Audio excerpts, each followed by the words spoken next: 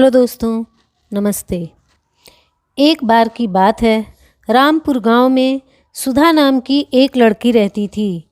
वह देखने में बहुत सुंदर थी, लेकिन उसकी एक आदत खराब थी कि वह खाना खराब करती थी। वह ज़्यादा खाना लेकर खाना फेंक देती थी। कुछ समय बाद उसकी शादी हो गई।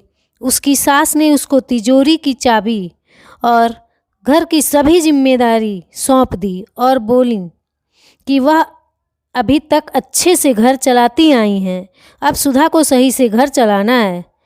सुधा ने अपनी सास की बात को कबूल किया। सुधा इसके बाद अपने पति से बार बार कभी चीनी, कभी चावल और कभी दाल मंगवाती थी। जब उसकी सास को इस बारे में पता चला तो वह सुधा को बोली कि तुम महीने भर का राशन एक बार में क्यों नहीं मंगवाती। सुधा ने बताया कि वह एक साथ मंगवाती है, लेकिन वह कम पड़ जाते हैं। सुधा की सास ने इसके बाद पता लगाने के लिए कि राशन कहाँ जाता है, रसोई में थोड़ी नज़र रखनी शुरू की।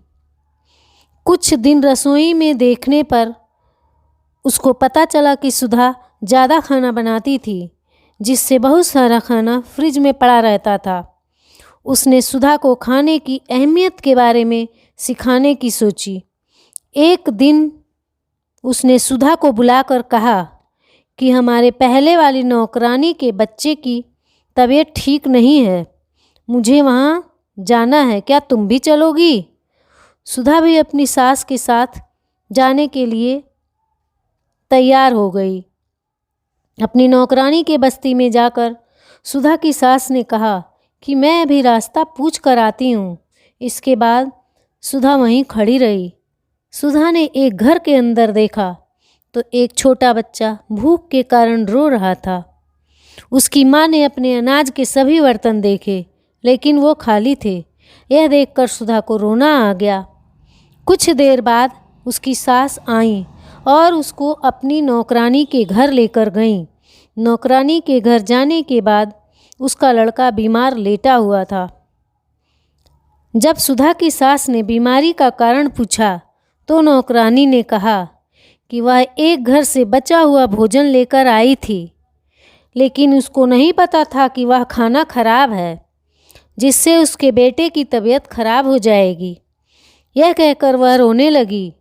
कुछ देर के बाद सुधा और उसकी सास अपने घर आ गए। घर आने पर सुधा अपनी सास के गले लगकर रोने लगी। जब उसकी सास ने कारण पूछा तो सुधा ने बताया कि मैं खाने को कितना बर्बाद करती थी और किसी को खाने के लिए 2 वक्त की रोटी भी नहीं है। उसने कहा कि अब से वह खाने को कभी बर्बाद नहीं करेगी। सुधा को खाने की कीमत महसूस होने पर उसकी सास खुश थी। हमें अन्न को कभी बर्बाद नहीं करना चाहिए। धन्यवाद।